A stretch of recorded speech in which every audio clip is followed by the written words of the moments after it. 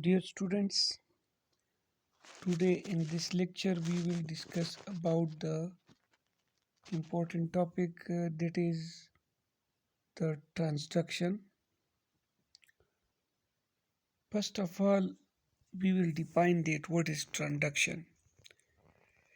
Transduction is the process by which DNA, either plasmid or chromosomal, is transferred from one bacteria to another by a virus. Which type of virus? Bacteriophage virus. Transaction वो process है जिसमें एक bacteria से दूसरी bacteria तक DNA transfer होता है। किसके ज़रिए? वायरस के ज़रिए, और इस वायरस का नाम है बैक्टीरियोपेज। बैक्टीरियोपेज वायरस मतलब बैक्टीरियोपेज वायरस है जो बैक्टीरिया को इन्फेक्ट करते हैं, और ये एक बैक्टीरिया को पहले इन्फेक्ट करता है और फिर दूसरी बैक्टीरिया को इन्फेक्ट करता है। तो इसी तरह एक बैक्टीरिया से दूसरी बैक्टीरिया तक ये डीएनए ट्रांसफ़र करता है। अभी अक्सर क्वेश्चन अराइज करते हैं स्टूडेंट कि ये कौन से डीएनए है, तो ये प्लाज्मिड भी हो सकता है और ये क्रोमोसोमल डीएनए भी हो सकता है। मैंने आपको एटिपिकल बैक्टीरियोफेज वायरस का स्ट्रक्चर ड्रा किया है। मतलब ये है कि इसका हेड है और इस हेड में असल क्या है कि इस हेड जो है ये असल में कैप्सिड है। नेक्ट वायरस होते हैं, इसमें इन्वेलप नहीं होता है। और इस हेड में मतलब जो है ये इसी तरह लीनियर डीएनए होता है। और हेड के नीचे ये जो रीजन है इसको हम कॉलर कहते हैं। और फिर जो ये टेल है, और टेल के अंदर क्या है ये असल में इसके टेल के अंदर जो है ये शीट है जो कंट्रैक्ट करता है। और टेल की नीचे जो है ये क्या है? टेल फाइबर्स है। टेल फाइबर के नीचे पिन है, और इसी तरह ये जो प्लेट बना है इसको हम बेस प्लेट कहते हैं। अभी बैक्टीरियोफेज जब मल्टीप्लिकेशन करता है, सबसे पहले हम ट्रांजैक्शन से पहले जो है हम बैक्टीरियोफेज की मल्टीप्लिकेशन करते हैं। तो ये दो मैकेनिज़्म से, अल्टरनेटिव मैकेनिज़्म से मल्टीप्लिकेशन करते हैं। एक को हम कहते हैं लेटिक साइकिल और दूसरे को हम कहते हैं लाइसोजेनिक साइकिल। तो लेटिक साइकिल क्या होता है? The lytic cycle ends with the lysis and death of the host cell. मतलब वो साइकिल बैक्टीरियोफेज का जिसमें एक बैक्टीरिया जो है वो इन्फेक्ट हो जाता है, और आखिर में इस बैक्टीरिया की जो सेल वॉल है इसका लेसिस करते हैं। इस किस्म की साइकिल को हम लेटिक साइकिल कहते हैं। दूसरा क्या है? Lysogenic cycle. लाइसोजेनिक साइकिल वो होता है where the host remain alive in the lysogenic cycle. इसमें क्या होता है कि बैक्टीरिया को जब वायरस इन्फेक्ट करता है तो ये वायरस इस बैक्टीरिया के अंदर, जिंदा बैक्टीरिया के अंदर रहता है, और इसमें जो बैक्टीरिया है वो मतलब मर नहीं जाता, लेकिन वो क्या होता है? वो लाइव होता है। इस किस्म की स्टेज को हम लाइसोजेनिक साइकिल कहते हैं जिसमें बैक्टीरिया जिंदा रहता है। और लेटेक वो होता है जिसमें बैक्टीरिया आखिर में मर जाता है। अभी हम सबसे पहले लेटेक साइकिल डिस्कस करते हैं कि ये लेटेक साइकिल असल में क्या है। तो ये जो बैक्टीरिया लेटेक साइकिल से मल्टीप्लिकेशन करता है, इस बैक्टीरिया को हम क्या कहते हैं? TE1 bacteriophage. वो साइकिल जिसमें सारी वायरस जो है लेटेक साइकिल शो करता है, इस किस्म की वायरस को हम TE1 बैक्टीरियोफेज कहते हैं।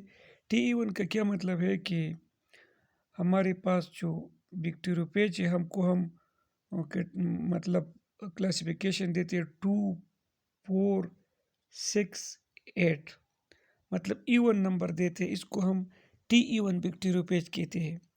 तो TE1 बैक्टीरियोफेज जो है इसका टिपिकल स्ट्रक्चर जो है मैंने आपको यहाँ पर शो किया है, और पिछली स्लाइड में आपको डिस्कस भी किया था कि इसमें टेल होता है, हेड होता है, टेल फाइबर्स वगैरह होते हैं जो पिछली स्लाइड में आपको डिस्कस किया था।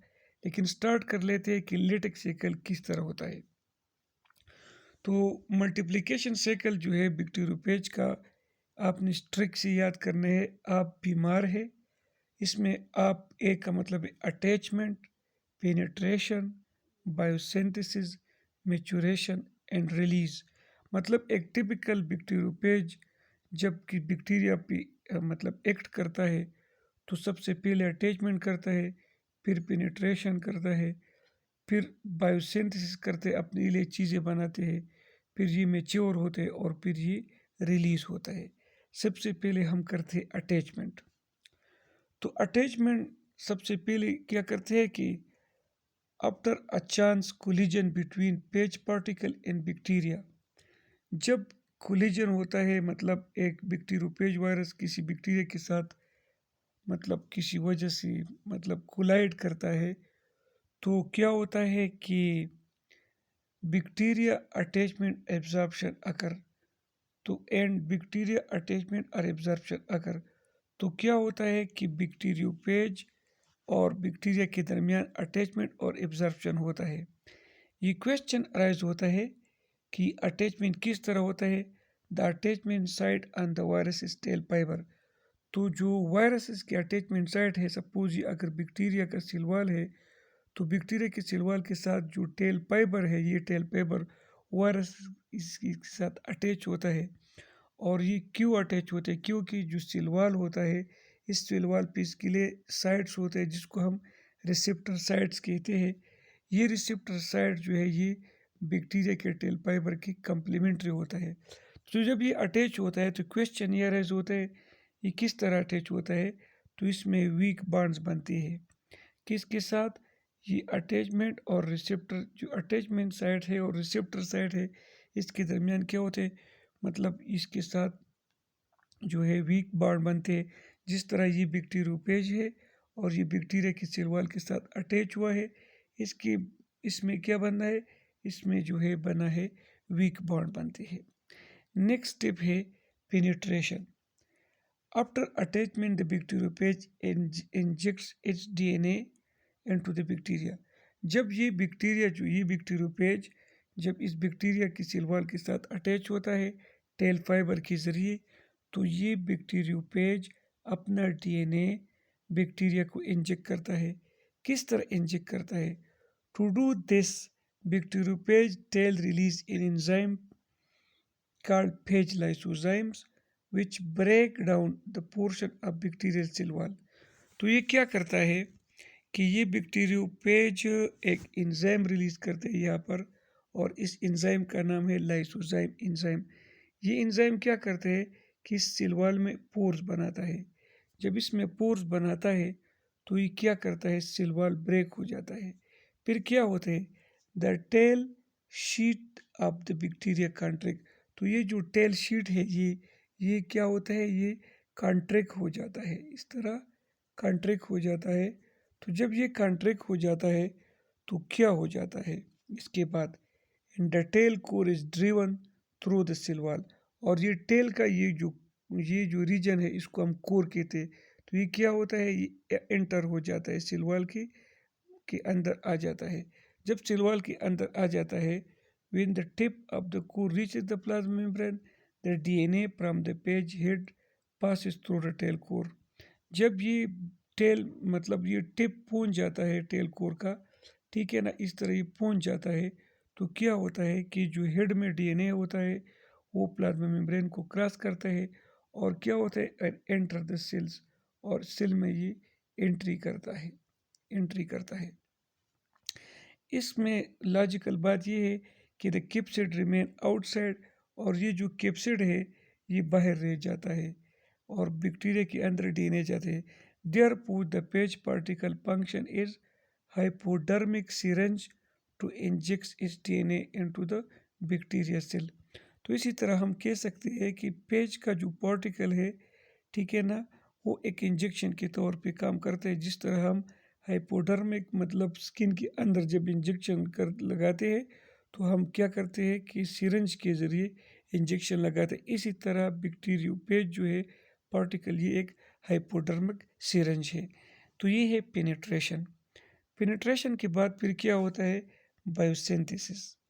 Once the bacteriophage DNA has reached the cytoplasm of the host cell, the biosynthesis of viral nucleic acid and protein occur।